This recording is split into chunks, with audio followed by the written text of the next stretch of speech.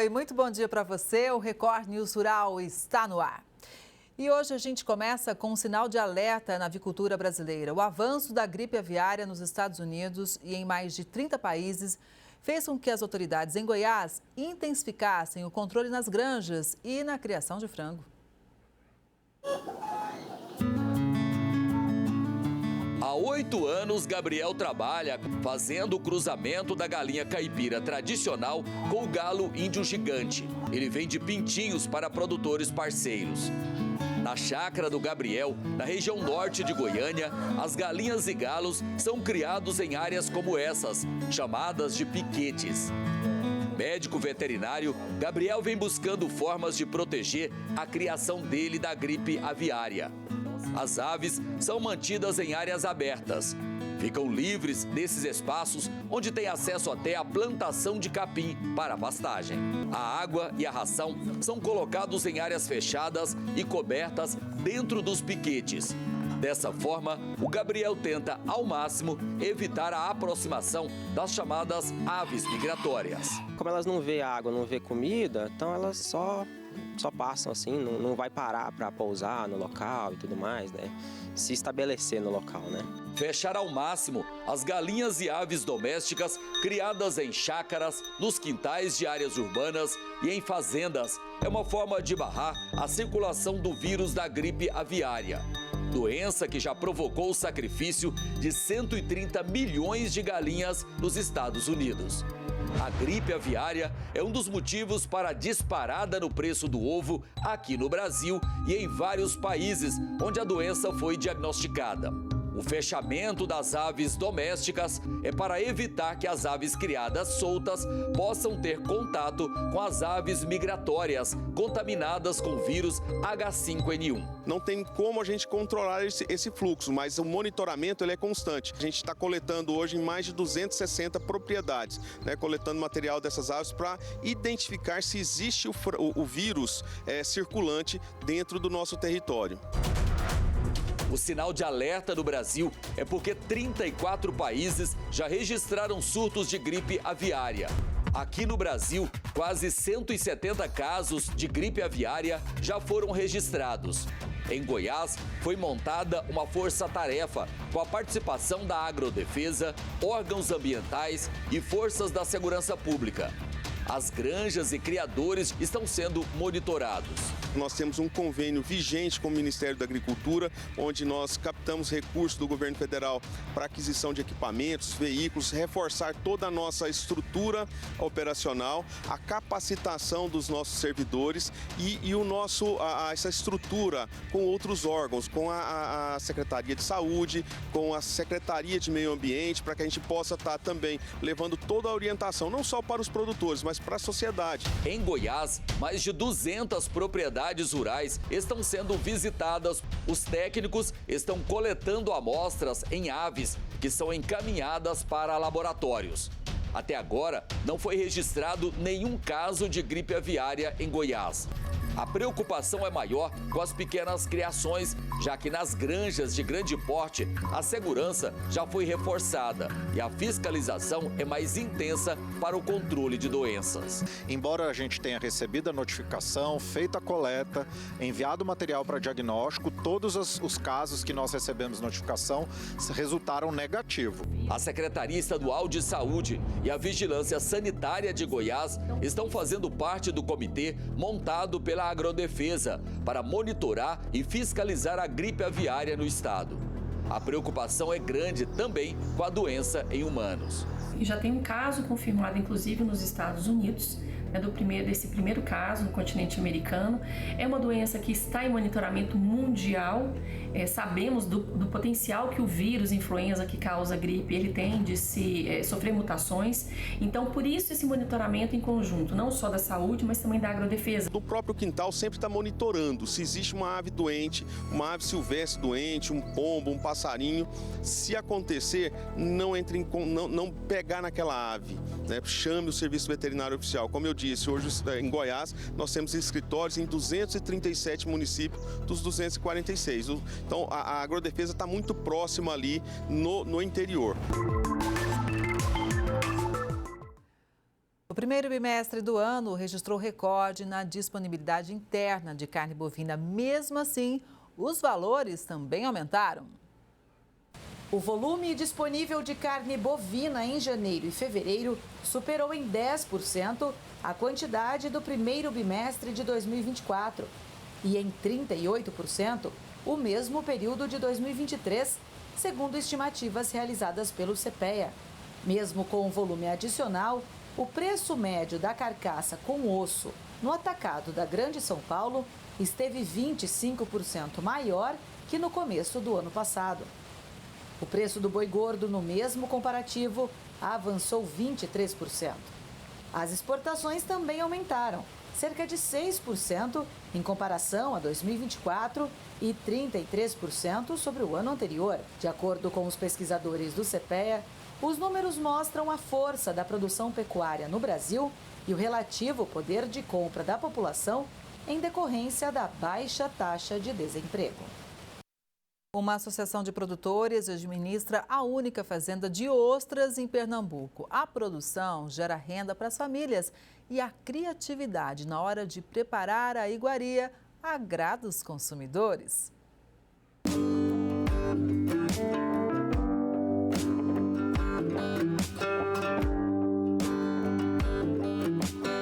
Começou o dia. É hora de dar início aos trabalhos. São 32 famílias beneficiadas com a Associação de Ostreicultores.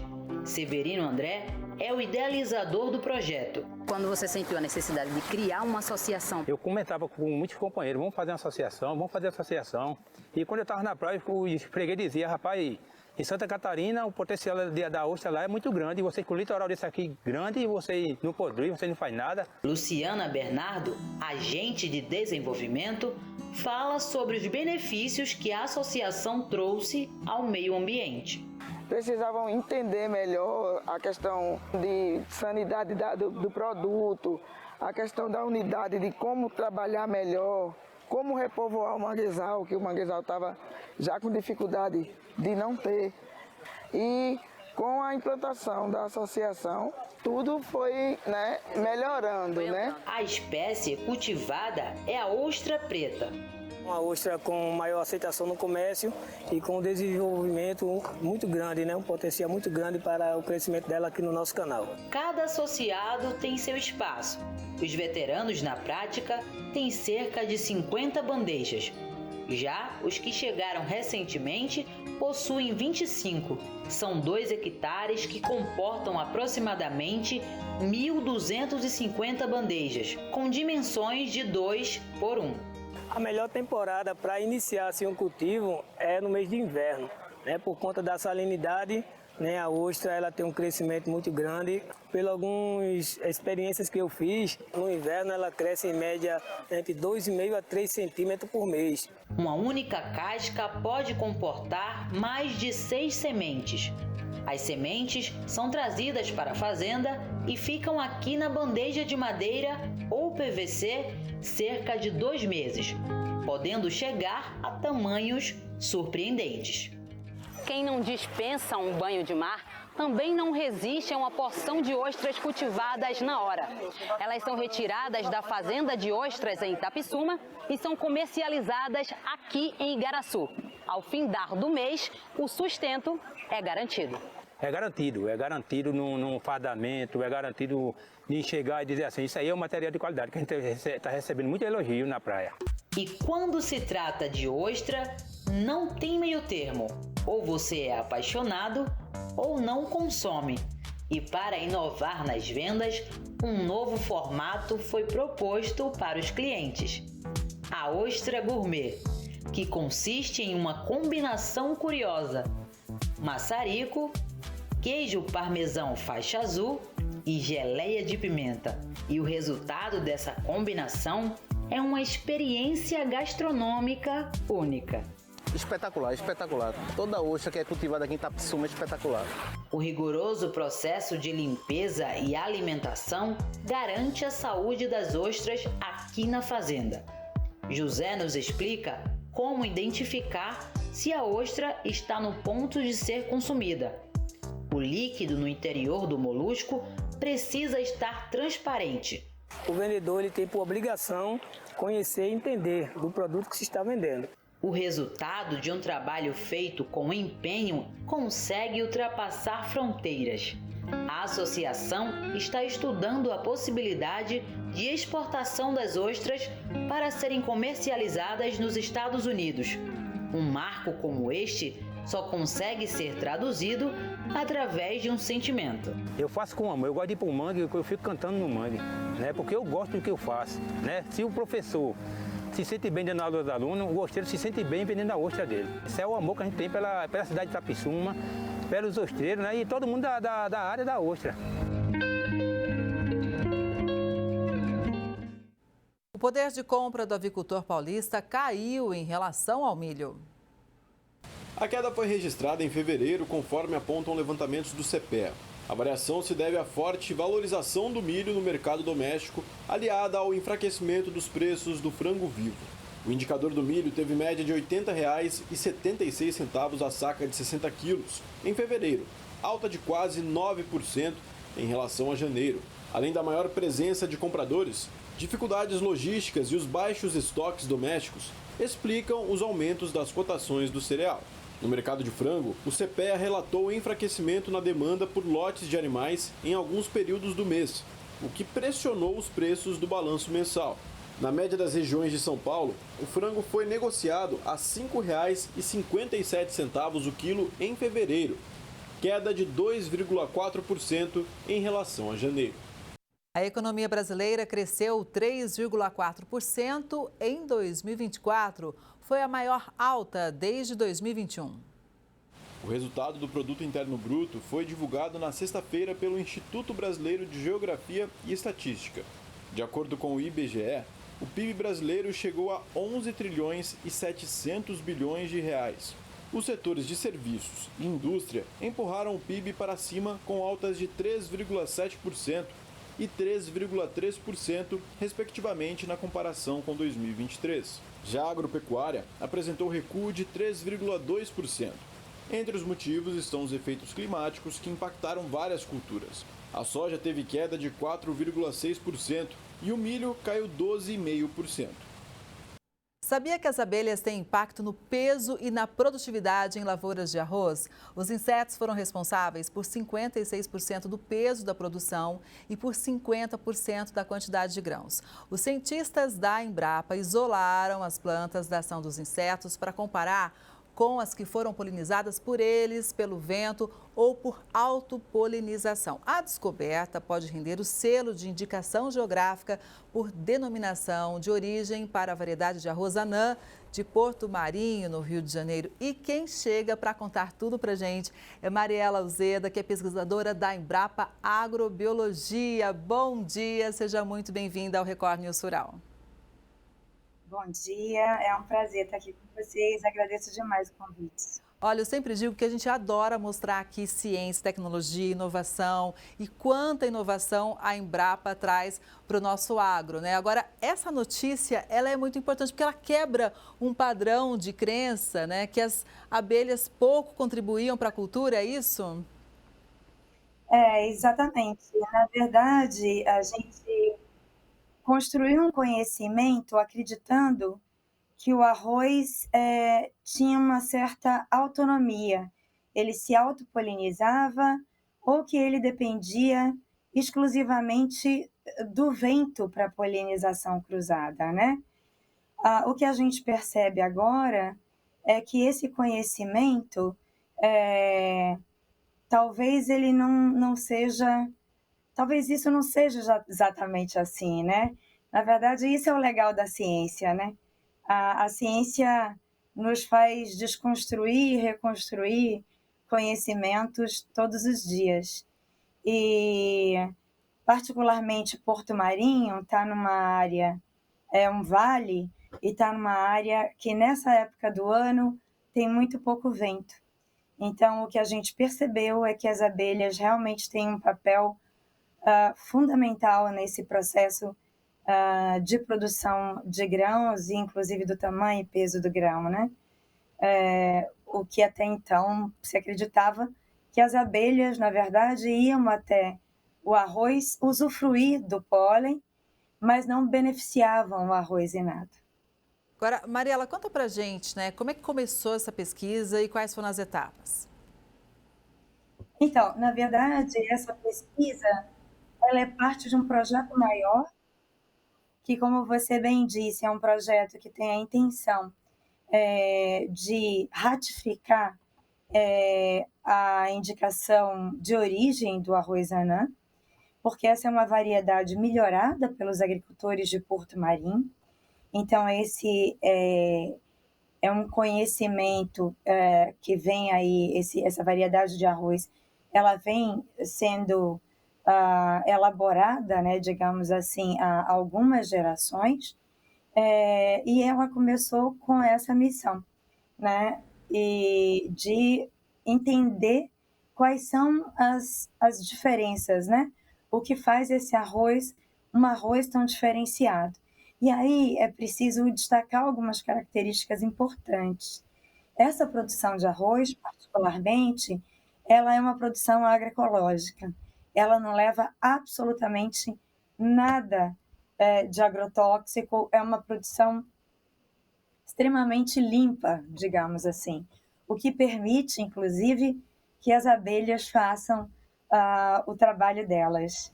Pois é, e com certeza é um produto que vai chegar muito valorizado ao mercado, não é? Isso realmente, até porque são poucas famílias que produzem, né? A gente tem um lugar, um vale que é muito bonito, inclusive. Eu recomendo aquelas pessoas que têm curiosidade de conhecer o noroeste do Rio de Janeiro.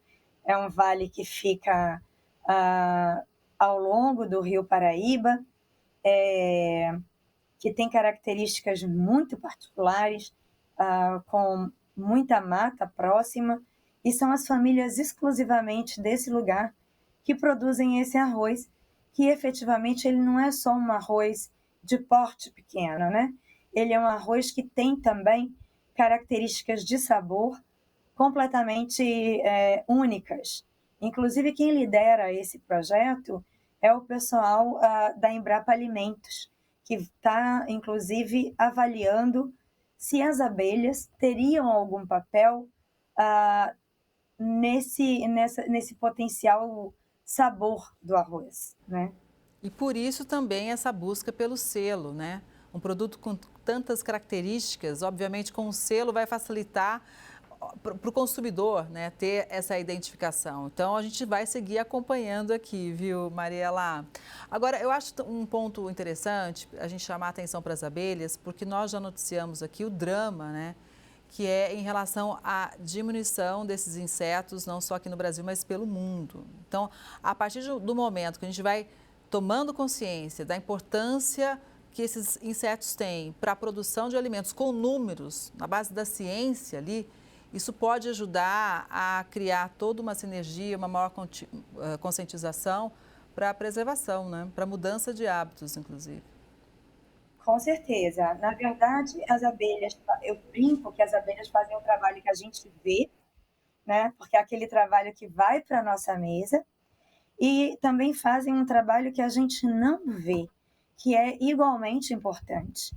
Se a gente pensar que, além da nossa comida, elas garantem a perpetuação de uma série de espécies de plantas nativas que compõem as nossas matas, a gente vai entender que a gente também deve um pouquinho a essas bichinhas aí, a nossa garantia, inclusive, dos nossos mananciais de água protegidos, né? Então, eu acho que tem uma parceria, precisa existir uma parceria muito grande entre nós e elas, né? E olha, com certeza essa parceria ela é fundamental, né, para muitas culturas. Agora, com relação ao arroz, que existia essa crença que você trouxe para a gente logo no começo da entrevista. Mas olha, que o arroz ele tinha uma autopolinização e agora a gente traz esse dado concreto em relação à importância das abelhas, né? Como é que foi esse processo da pesquisa em separar, em isolar as plantas, né, que teriam realmente a ação desses insetos para as demais?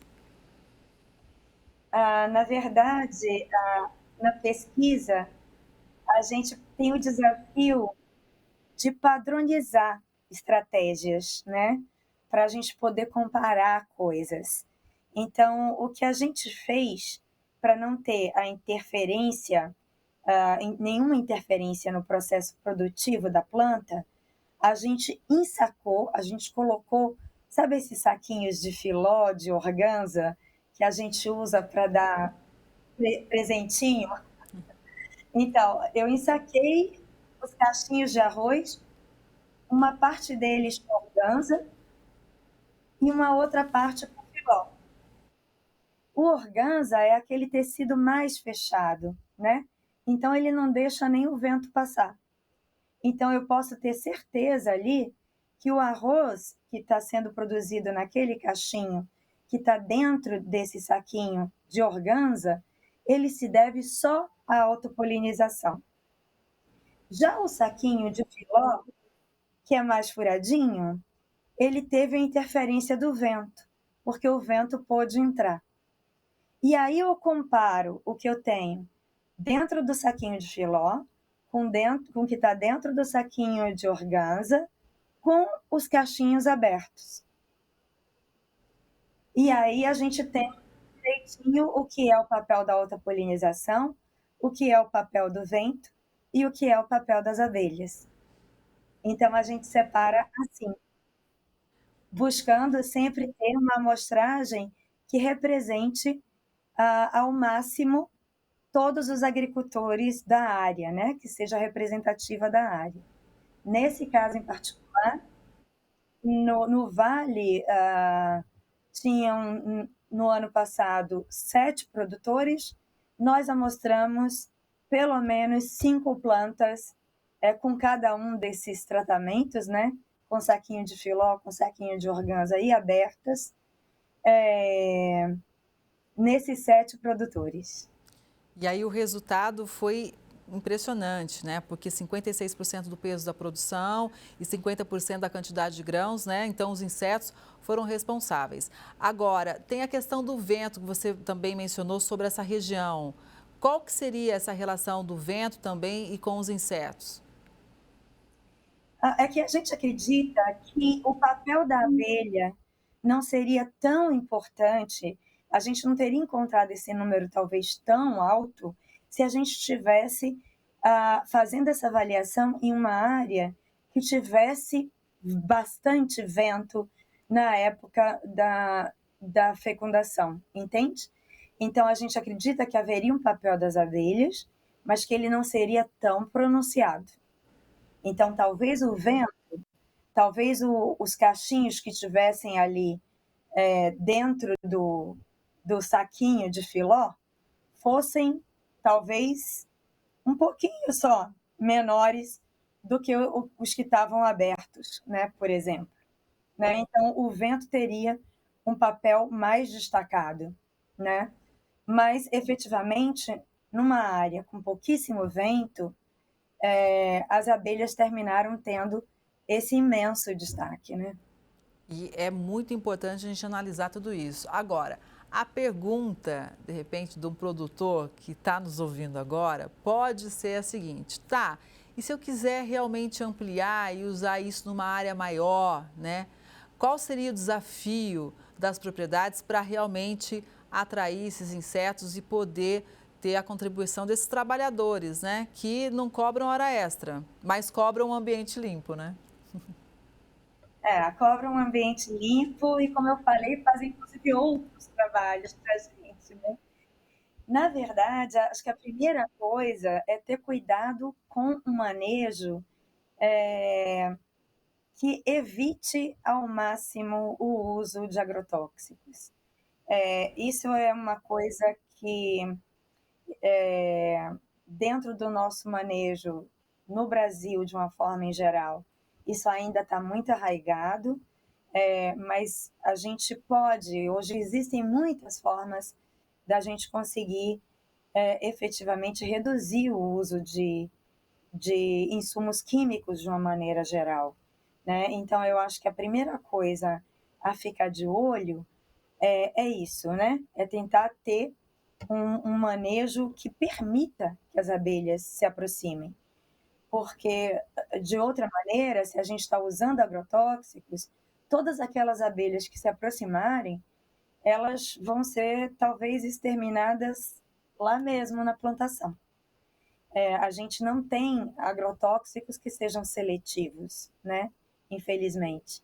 Então, essa seria a primeira maneira. A outra maneira é que, como o arroz só efetivamente dá para as abelhas pólen, ter plantas que tenham néctar para estar ali perto do arroz, talvez seja uma maneira. Mas isso a gente não testou ainda. Então, a gente vai precisar esperar um pouquinho para essa segunda etapa, porque agora a gente vai começar, então, a ver quais são os tipos de abelha que estão lá no arroz, né? Vocês estão mostrando aí a Apis mellifera, mas que não é uma espécie brasileira, mas que faz um trabalho imenso também. Mas a gente tem aí, nosso país é riquíssimo em inúmeras abelhas nativas, a gente precisa saber quem é que está fazendo esse trabalhão todo, né, no arroz. Exato, e acho que à medida que a ciência vai trazendo mais dados, né, e dados concretos e vai apresentando isso para o setor, isso deve reverberar de forma muito intensa, porque o produtor rural paga caro por insumos, né? Os insumos pesam na conta, então muitas vezes esse manejo modificado, atualizado, vai trazer inclusive economia, né? Não tenha dúvida, eu acho que o agricultor precisa começar a colocar na ponta do lápis, né? E contabilizar efetivamente o que é lucro, o que é custo. Entender que, às vezes, o custo não é só aquilo que sai do bolso, né? Mas aquilo também que ele deixa de ter. Então, isso também é um custo, né? Se a gente pensar aqui direitinho, se os produtores lá de Porto Marinho utilizassem efetivamente um manejo que a gente chama de convencional, usando agrotóxicos, eles iam produzir 50% menos. Então, isso é um ônus, né? É um ônus real. Exato. Olha, a gente vai seguir de olho, qualquer novidade, só chamar. Foi muito bom te ouvir. Um bom dia, sempre legal estar com a Embrapa aqui mostrando tanta inovação, viu? E parabéns pelo trabalho. Super obrigada, agradeço demais o convite e pode deixar que a gente, assim que a gente tiver novidades, assim que a gente descobrir quem faz esse trabalho todo, a gente volta aqui para contar para vocês. Combinado. Um bom dia, até a próxima. E essa edição do Record News Rural fica por aqui. Obrigada pela sua audiência. A gente se vê no próximo programa. Até lá.